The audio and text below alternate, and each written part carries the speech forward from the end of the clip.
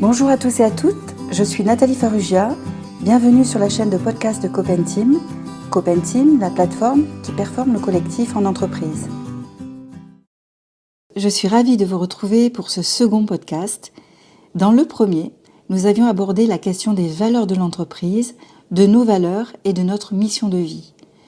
Aujourd'hui, je souhaite vous parler des risques psychosociaux et du management, toujours à travers un petit bout de mon vécu personnel. Je vous rappelle que notre fil rouge est la responsabilité sociétale des entreprises. Car l'urgence n'est-elle pas de relier l'entreprise, l'humain et leur environnement ? Nous connaissons depuis plus de 30 ans de nombreuses complications économiques. Choc pétrolier, guerre du Golfe, crise financière mondiale de 2008 et aujourd'hui cette crise sanitaire qui n'amorce rien de bon pour notre économie. Toutes ces situations de crise provoquent souvent une remise en cause des valeurs prônées par les entreprises.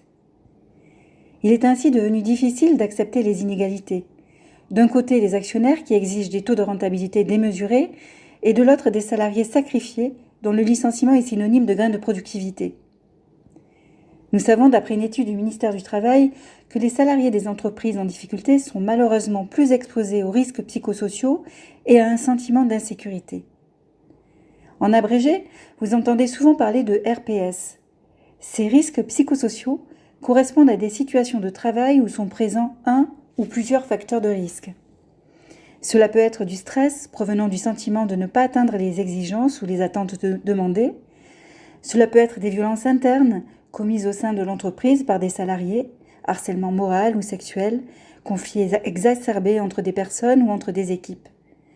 À un autre niveau, des violences externes commises sur des salariés par des personnes extérieures à l'entreprise. Insultes, menaces, agressions. Et enfin, nous y trouvons également le syndrome d'épuisement professionnel, plus communément appelé burn-out. Ce sont des risques qui peuvent être induits par l'activité elle-même ou générés par l'organisation et les relations de travail. Nous savons tous qu'une situation de violence interne et du stress chez un salarié peuvent engendrer d'autres tensions avec le reste de l'équipe, ce qui peut provoquer un stress généralisé dans l'entreprise. Une autre étude récente, toujours du ministère du Travail, dresse le constat suivant. 31% des actifs déclarent devoir cacher ou maîtriser leurs émotions. 47% estiment qu'ils doivent toujours ou souvent se dépêcher dans leur travail. Au moins 64% déclarent être soumis à un travail intense ou subir des pressions temporelles. Et enfin, 64% des actifs déclarent manquer d'autonomie dans leur travail. On est d'accord que l'entreprise, ce n'est pas une ONG. Elle a avant tout une vocation à réaliser des objectifs financiers, de développer le profit. Mais n'y a-t-il pas trop souvent chez certaines des dérives importantes au détriment de l'humain et de l'environnement ? Pour ma part, j'ai débuté fin des années 1980 en cabinet d'expertise comptable. J'ai été en contact avec un grand nombre d'entrepreneurs de secteurs très différents, des dirigeants de TPE et de PME.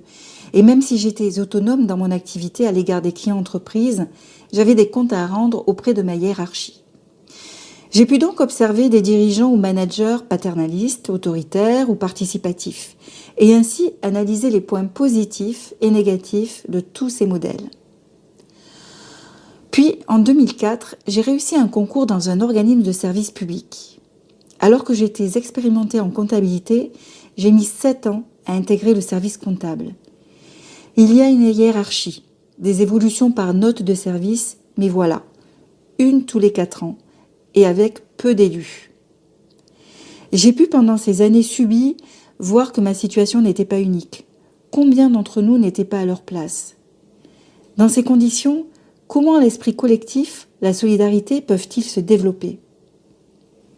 C'est ainsi que la stigmatisation de la différence, les effets boucs émissaires, les absences maladies sont quotidiens et deviennent la norme.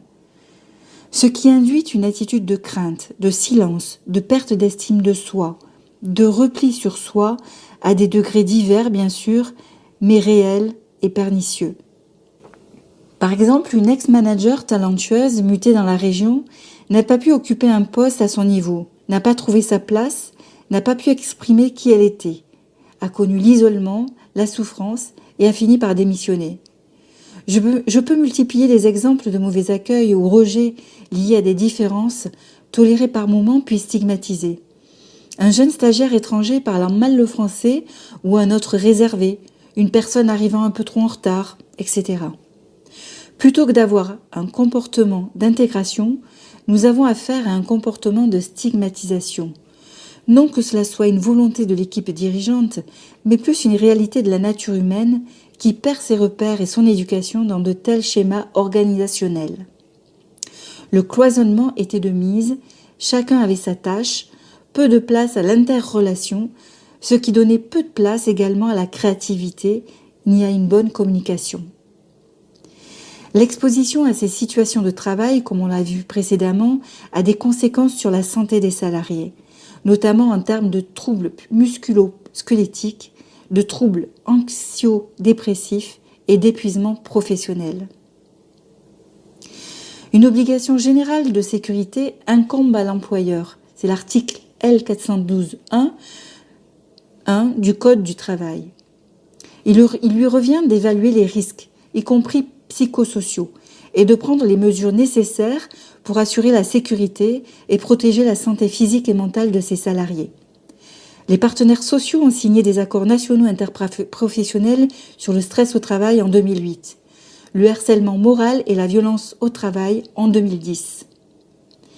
Je vous mets en commentaire des liens vers les sites du ministère du Travail dans lesquels vous trouverez des supports et des documents d'aide à la prévention.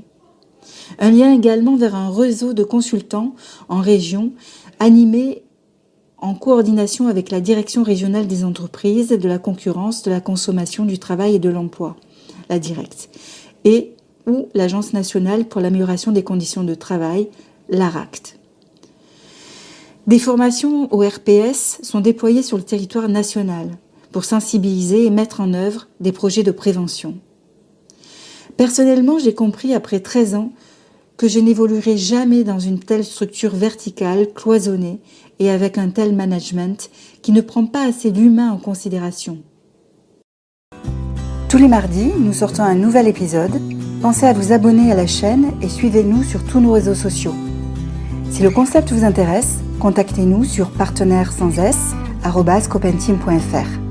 Prenez soin de vous et à bientôt.